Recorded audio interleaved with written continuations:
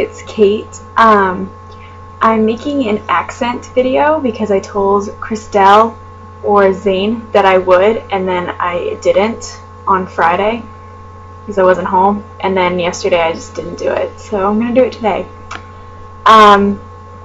So I have the questions in front of me, and so that's why I'm not going to be looking at the camera the entire time because I'm going to be reading it. Okay, so your name and your username. My name is Kate, and my username is Only the Good Die Young. Where you're from. I'm from Massachusetts, but I don't have a Boston accent, so not a very good representation.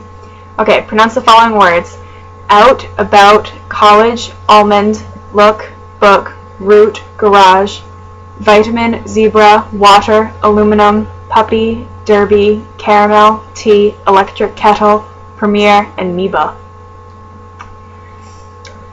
What do you call the area outside buildings where multiple vehicles park?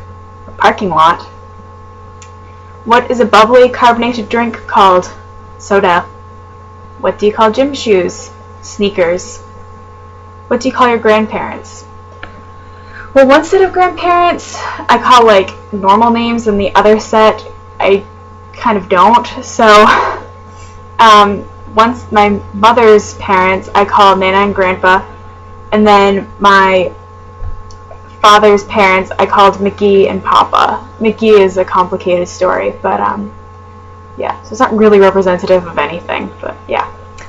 What do you call the wheeled contraption in which you carry groceries in the supermarket? A carriage.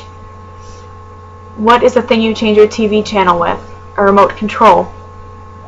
Read a passage from a book.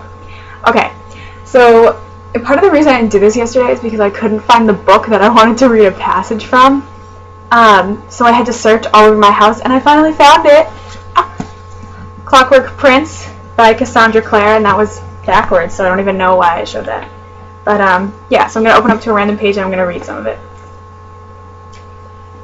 Okay. That seems like a harsh rule. Jem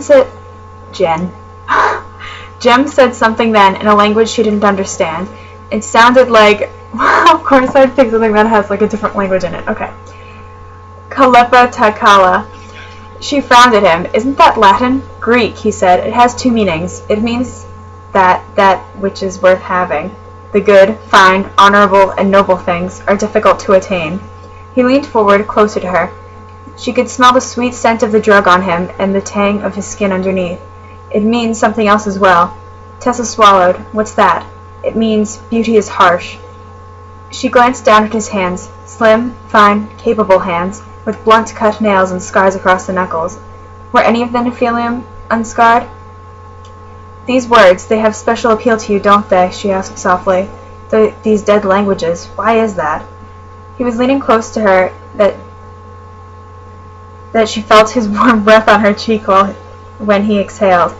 I cannot be sure, he said, though I think it has something to do with the clarity of them. Greek, Latin, Sanskrit, they contain pure truths before we cluttered our languages with so many useless words. But what of your language, she said softly, the one you grew up speaking? His lips twitched. I grew up speaking English and Mandarin Chinese, he said. My father spoke English and Chinese badly. After we moved to Shanghai, it was even worse. A dialect there is barely intelligible by someone who speaks Mandarin. Say something in Mandarin, said Tessa with a smile. I'm gonna stop there before I butcher Mandarin Chinese. Yeah. Tessa and Jim are cute. Okay. And end by saying any 3 words you want. Should have thought about this more. People always tell me to say 90 because I say it not like an American. Data. I don't say data, I say data. And I say adult, not adult. So those are 3 words that maybe are accented. Okay, so here's my accent video, and I just want to say, get well, Katie. I feel like I haven't heard much about her in the past day or so, but I hope you're doing well, and everyone here misses you, and we love you very much. So Alright, that's where I'm going to end. And have a fabulous day, everybody.